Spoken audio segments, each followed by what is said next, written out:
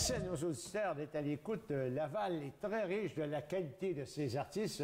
Aujourd'hui, j'ai le plaisir d'accueillir Suzanne Prévost. Suzanne Prévost, vous êtes une artiste très reconnue à Laval et on vous aime bien. Ça va bien? Oui, très bien. Et dites-moi, ça fait longtemps que vous êtes initiée aux arts. Ah, moi, je pense que j'ai toujours dessiné, même sur les murs quand j'étais très petite. Oui. Aussitôt j'ai pu avoir du papier puis un crayon, j'ai toujours dessiné. Et j'ai fait beaucoup de noir et blanc. À l'âge de 30 ans, là, j'ai transféré à la couleur. À la couleur. Mais je fais quand même toujours beaucoup de dessins. Moi, les tableaux que je fais demandent du dessin. Bien, je suis une aquarelliste en partant, donc on dessine beaucoup. Mais mes natures animées, je les dessine beaucoup avant de peindre. Oui? Alors, vous faites toujours un sketch de toutes vos peintures? Oui. Moi, je les vois droites et je les courbe Vous les courbez par après. C'est ça. Puis je crée un rythme dans mon tableau. Oui, c'est vrai. Très coloré aussi, beaucoup d'harmonie, de couleurs. Et vous ne craignez pas de mettre de la couleur quand même? Non, ça m'a pris du temps à passer à la couleur, mais je l'ai bien apprivoisé. Oui, vous avez commencé par le fusain. Qu'est-ce que vous pensez du fusain pour les artistes pour débuter? Ah, moi, je suis une amoureuse de dessin, beaucoup. Je regarde un film, surtout les films d'animation, j'oublie ce qu'ils disent, les paroles. C'est le dessin qui m'intéresse. Fait que je vois presque toujours en noir et blanc quand je pense dessin. Après ça, je pense couleur. Okay. Mais le premier geste se fait, quand même mes tableaux sont colorés, moi je les fais toujours en noir et blanc pour commencer. Puis après ça, je vais jouer avec mes valeurs, mes formes, puis tout ça. Et là, ce que vous faites en noir et blanc, vous faites au fusain encore ou bien au crayon à mine? Ouais. Souvent au crayon à mine, mais quand je veux me payer la traite, là, je sors mes fusains. Là. Mes grands tableaux, souvent, avant d'entreprendre sur ma toile, je vais me trouver un papier de la grandeur de ma toile, 30, 40 et plus, et je vais le dessiner au fusain tant que je ne serai pas contente. Puis c'est comme ça fonctionne. Bien, je vous comprends parce que j'étais à l'école de grands peintres et puis c'était le fusain. On commençait par le fusain à nous initier au fusain pour les teintes quand même, pour les ombres. Alors c'était extraordinaire. Il y a une magie qui se fait quand on fait juste du noir et blanc puis on voit la forme, la 3 dimensions. C'est... Moi, j'ai visité beaucoup de musées. Un des plus beaux musées que j'ai visité, je suis allée à Londres et il y avait l'exposition des dessins de Raphaël, de Michel-Ange et de Léonard de Vinci. Ce n'était que leurs esquisses. Et dans ma vie, j'ai été très émue par cette exposition-là à cause des dessins. Et ils recommençaient beaucoup de fois avant d'être satisfaits de leur travail. Ce sont des expositions que vous avez mémorisées quand même. Ah oui, moi, il y a certains endroits dans le monde où j'ai visité.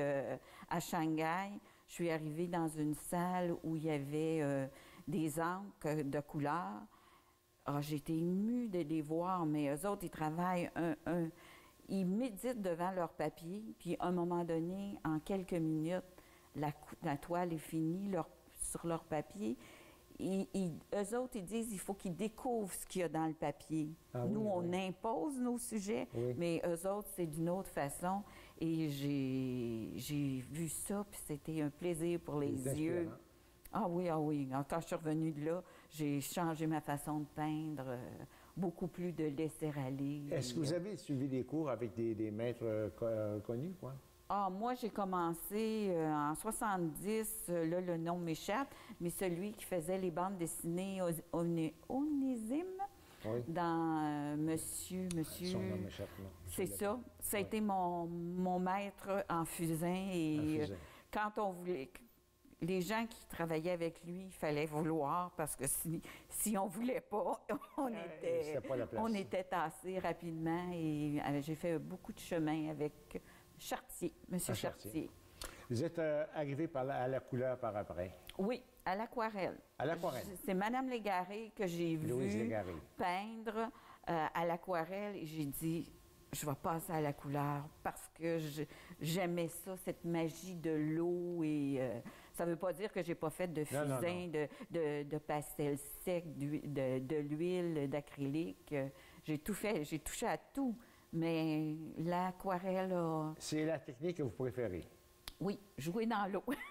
Initialement, c'était quelqu'un qui donnait des courbes aux objets. C'était pas tellement bien vu. On disait, bon, elle ne sait pas dessiner, quelque chose comme ça.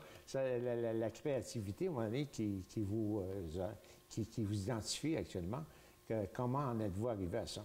20 ans, les faire bien droite. Oui. Et là, un bon matin, j'ai dit, si j'étais une carafe, peut-être que je serais tannée Et là, je me suis mis... Vraiment, j'ai fait un 18 mois de dessin, vraiment du dessin.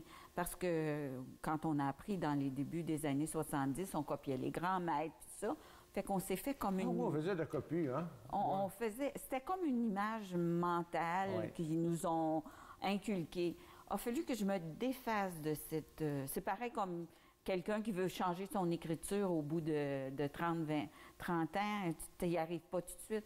Moi, ça m'a pris comme 18 mois de dessin avant que j'accepte ces courbes-là. Bien, les courbes étaient moins grandes, là, parce que ça fait déjà presque 18 ans que je les fais courber mes carafes. C'était très original. Moi, je vous suis depuis à peu près le début et j'ai vu toute l'évolution et puis c'est vraiment intéressant. Vous avez passé un calendrier des peintres de Laval, je pense, au moins 2 reprises, hein, 2-3 reprises. Hein.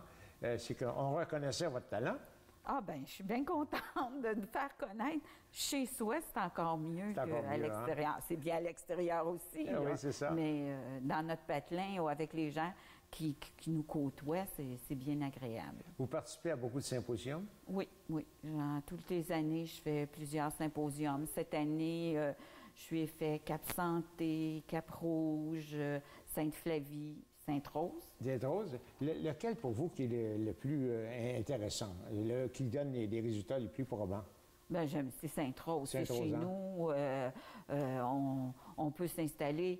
J'apporte rarement mes aquarelles à part qu'à Sainte-Rose ou aux endroits où on me le demande. Mais à Sainte-Rose, je me permets toujours un petit plaisir. J'apporte quelques aquarelles. Ces temps-ci, je travaille beaucoup les couchers de soleil à l'aquarelle d'une nouvelle façon. Ah, j'ai pas vu. Je travaille couleur par couleur. Ah bon? Je mouille mon papier, j'étends une couleur, je le laisse sécher. 4-5 heures après, je remouille le papier, je rétends une couleur et on bouge un petit peu. Puis, il faut beaucoup de patience. Ben oui, mais moi, je peins tous les jours. Fait que il me faut que je me fasse aussi des défis. Parce que quand ça fait 30 ans qu'on en fait, ben... Vous avez commencé à l'âge de 5 ans. C'est ça, c'est ça. C'est très jeune. Dites-moi, vous êtes aussi enseignante. Vous donnez des cours également. Ah, bien là, cette carrière-là, on a mis ça de côté. Mis ça de côté, là. Oui, les loisirs Renaud Coursol, j'ai enseigné 16 ans de temps. 16 ans? 16 ans, oui. J'ai commencé avec des cours de dessin, après ça, des cours d'aquarelle, huile, acrylique. Fait qu'à un moment donné, il a fallu commencer à diminuer. Et puis, c'est ça. Là, j'ai laissé ça. Ce que je fais, c'est du coaching chez moi. Les anciens élèves arrivent avec un certain quantité de tableaux, puis on les passe en revue. Puis, ah oui? Ça. Oui. Vous trouvez ça facile? Je trouve ça... Oui, je trouve ça facile. Pour moi, c'est facile parce que les gens ont fait beaucoup d'efforts, puis souvent, c'est juste la petite lumière, un petit élément qui manque, puis c'est ça qui fait la différence d'un tableau, la dernière petite coche des fois qu'on oublie. J'admire chez vous qu'au point de vue technique, vous tenez compte du point de fuite, les perspectives et tout ça. C'est un point intéressant pour vous.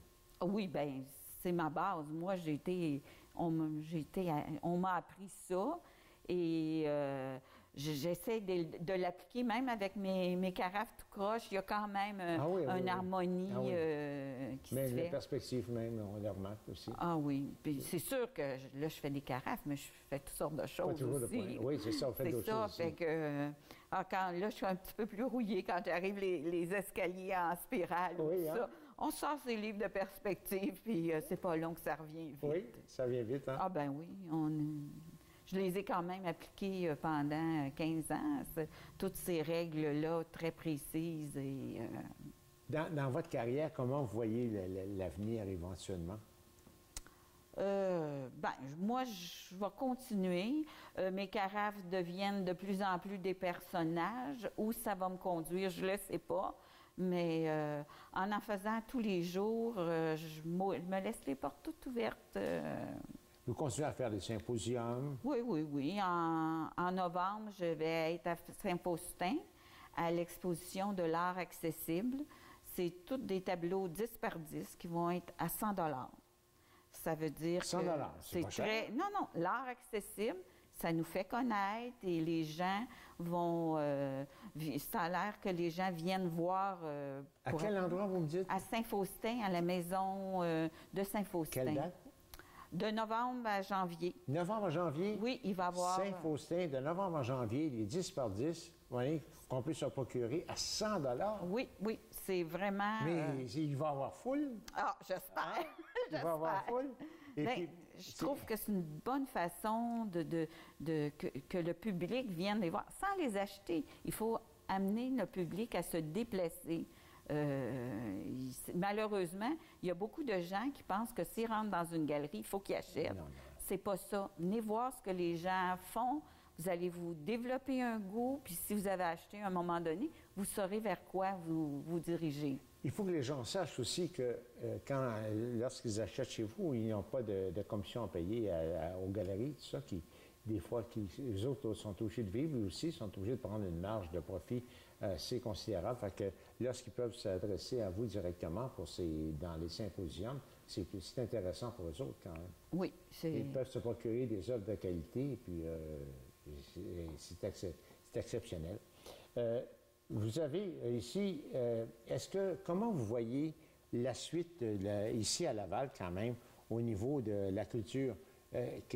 Comment vous voyez ça ici? Qu'est-ce qui va arriver? Qu'est-ce qui va se produire? Moi, je pense que toutes les associations d'art de Laval, il faut les mettre en valeur, il faut faire connaître les expositions, puis inviter les gens. Puis il ne faut pas que les gens aient peur de rentrer dans une galerie comme la vieille caserne. Les gens, ils regardent du trottoir, mais ils n'osent pas rentrer.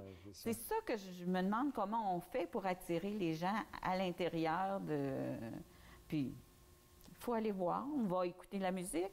On peut aller voir les peintures de la même façon. Il y a toutes sortes de choses. La musique, c'est exceptionnel. Nous avons quand même l'orchestre symphonique. Vous avez des jeunes musiciens aussi qui se produisent. Ils produisent des choses vraiment intéressantes. Alors, écoutez. Alors, Suzanne Prévost, je vous souhaite beaucoup de succès. Je vous souhaite de continuer à faire plaisir ou de faire rayonner la culture à Laval. Vous êtes une bonne actrice, vous êtes une bonne dessinatrice, une bonne artiste. Ça nous fait plaisir de vous accueillir. Merci beaucoup.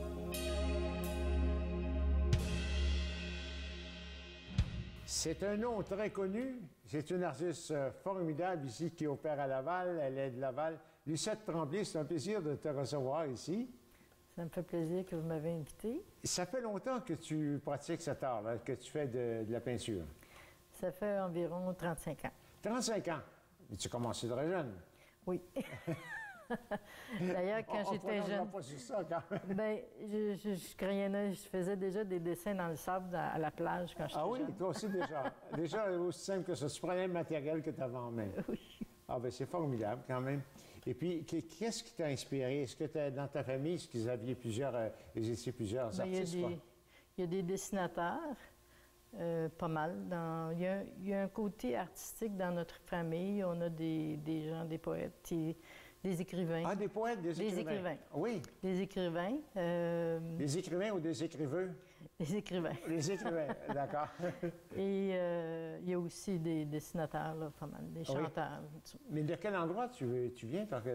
Moi, je suis née à Limoilou, à Québec. Limoilou, mais Limoilou, tu sais que c'est le pays où Jacques Cartier est décédé. Hein? Donc, c'est formidable. Et moi, je suis née là. Et là. Vois-tu, toi et Jacques Cartier, il y a quelque chose de formidable, deux personnes illustres. Tu as commencé à faire du dessin. Tu as commencé à faire quel genre de dessin? Quelle forme d'art tu as pratiqué au début? Bon, à l'école ou à l'adolescence, je faisais beaucoup, comme tout le monde, des dessins. Je copiais des choses.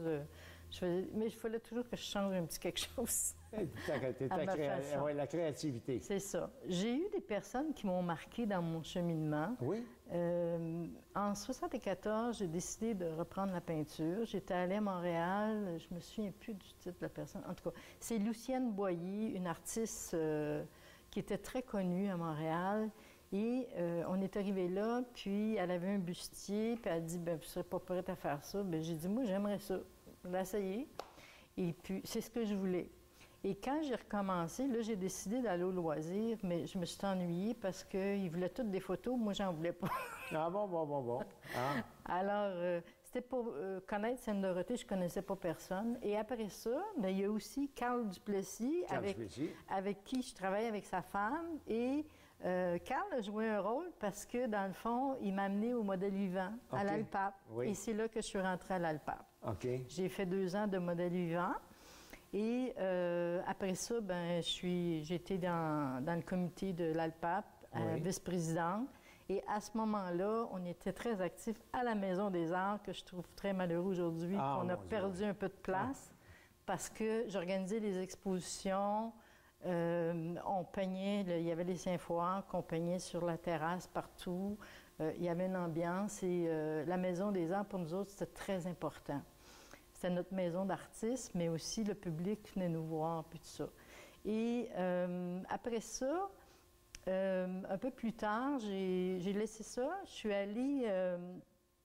j'ai été fondatrice de le quartier du Cheval-Blanc. Ah, le quartier du Cheval-Blanc, oui. C'est ça. Sainte-Dorothée surtout. J'étais dans les fondatrices. Et j'étais obligée de laisser parce que là, j'avais décidé de faire un bac en histoire de l'art. Ah bon? En plus de ça, en quand créativité. même, un bac en histoire de l'art. Bien, moi, j'ai toujours conçu que l'art et l'histoire de l'art, ça va ensemble. Oui. Et dans l'histoire de l'art, bien, j'ai fait un certificat en créativité aussi, Oui. qui m'a permis d'assumer mon rôle, ma personne comme artiste. Oui.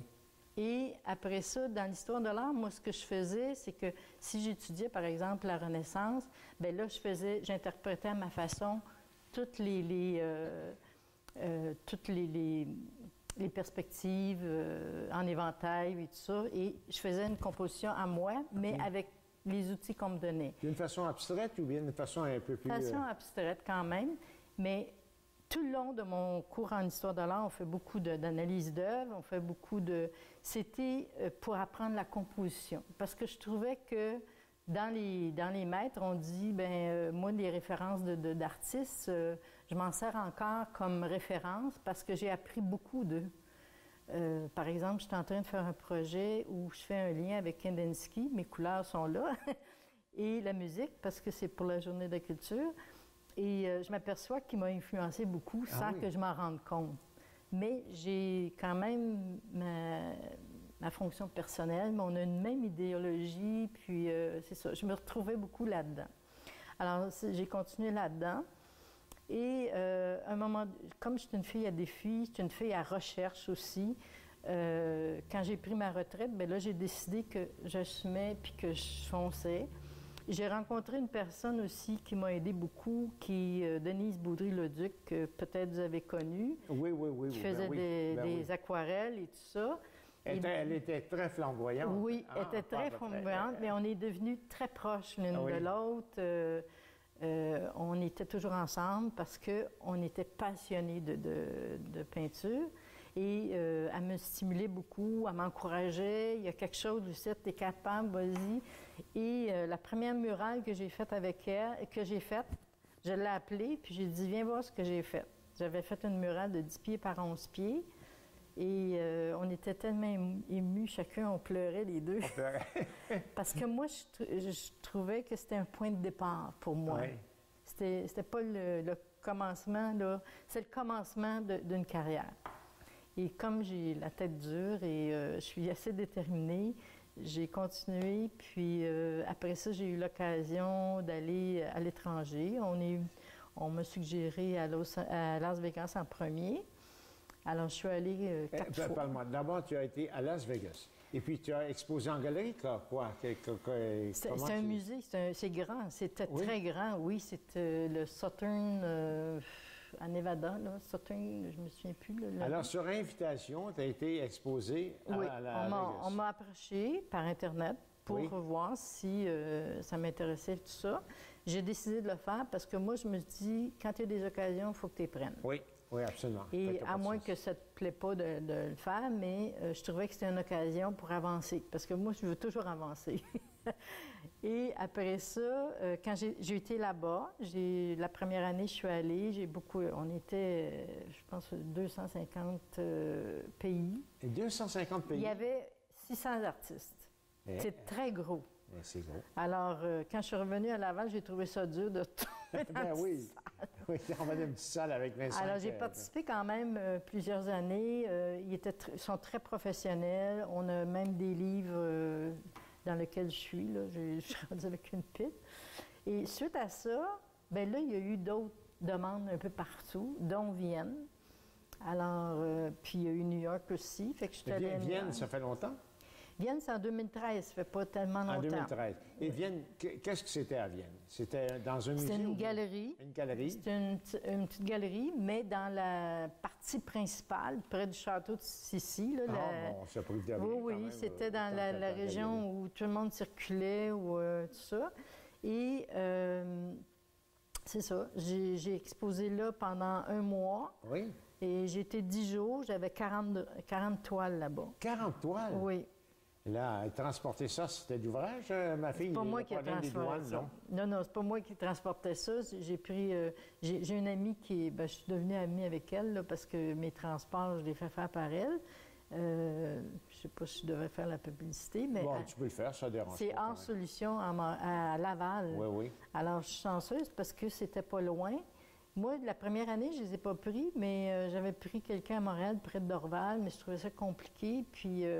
ils font les boîtes, alors ils m'avaient référé là. Puis après ça, je suis devenue amie avec eux autres.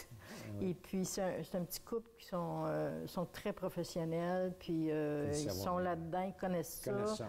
Le monsieur, il s'occupe de grands maîtres, c'est ça. Est-ce que c'est rentable pour toi, comme à Vienne, par exemple? Est-ce que ça devient rentable? Non. Ça flatte l'ego? Ça dit que, non, ça flatte pas l'ego, ça fait une crédibilité. Oui. Et moi, je pense que c'est ça, des gens me disent « Ah, pourquoi tu vas là? Ça coûte cher, puis ci, puis ça. » Il ne faut pas penser comme ça. C'est pas juste une question d'argent, c'est une question de visibilité, puis de construire sa carrière. Moi, en tout cas, c'est comme ça que je le vois. J'ai fait des assises et j'ai aussi été porter une toile à Lac-Mégantic que j'ai faite pour eux autres. Ah bon? Je les ai appelés, ils ont dit oui. Elle s'appelle 6 juillet 2000... c'est quand? En tout cas, oui, 2014, je pense. C'est la journée... Oui. Le feu.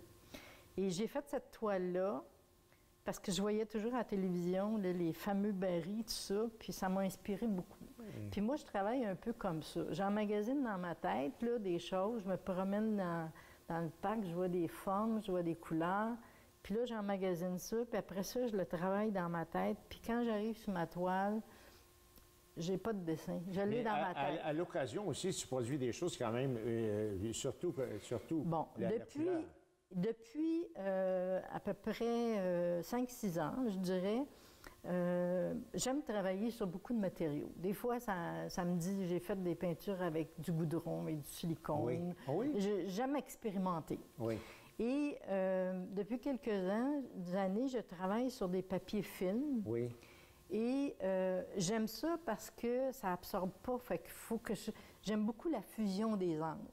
Et j'ai travaillé longtemps sur la spatule. Ça m'intéressait. Je suis arrivée à un moment donné où je trouvais que ça m'arrêtait puis que j'avais moins de choses. Et moi, dans mes peintures, ce que je recherche, dans le fond, c'est, bon, je dis l'immatérialité, c'est un peu que les gens portent attention puis découvrent des choses. Et c'est ça qu'on trouve dans mes toiles.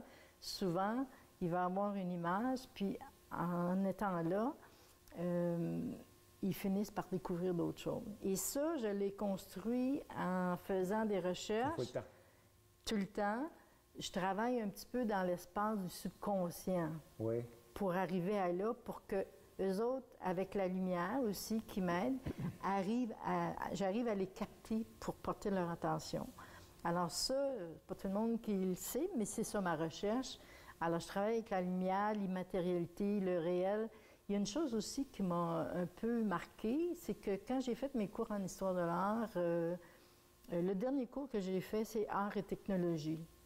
Et ça, là, ça m'a emballé. J'ai lu là-dessus. Quand je pars sur quelque chose, j'y vais à fond. Et ça. Et il y a mon côté infirmière aussi qui est. Parce que tu es infirmière aussi à la base, oui. À la base, je suis infirmière. Alors, c'est un mélange de peinture, de science et de technologie. Tu es retraitée maintenant comme infirmière? Oui, je suis retraitée. Oui. Formidable, quand même. J'ai fait de l'enseignement aux infirmières pendant 13 ans. 13 ans? J'ai fait 10 ans à l'urgence. Nos amies infirmières qui te connaissent, à quel hôpital est-ce que tu pratiquais? Je travaillais à l'hôpital Sacré-Cœur et j'ai travaillé aussi à l'hôpital, l'ancien Mont-Providence, l'hôpital de Rivière-des-Prairies. J'ai travaillé là. J'ai fait beaucoup de gestion puis de formation dans ma carrière. Alors, les amis qui ont fréquenté l'hôpital du Sacré-Cœur, ben, ils vont te reconnaître et puis ils vont communiquer avec toi sur Internet parce qu'on peut communiquer avec toi pour se procurer des peintures. Oui, bien, j'ai un site, puis je suis aussi sur Facebook. J'en mets de temps en temps. Justement, dernièrement, je prépare un projet à Sainte-Thérèse. Oui. C'est la première installation. Et ça, c'était mon rêve. Maintenant, mon prochain défi, j'ai toujours un défi. Et j'ai rencontré une personne de Sacré-Cœur. Elle a dit, je vais tout emmener ma gang. Formidable. Lucette Tremblay, vous savez qu'il y a beaucoup de Tremblay, mais il y a une seule Lucette Tremblay, une unique, qui est une artiste formidable. Lucette Tremblay, merci beaucoup d'avoir accepté de venir nous parler de ton art. Bien, merci de m'avoir permis de partager ma passion parce que oui, je suis une passionnée.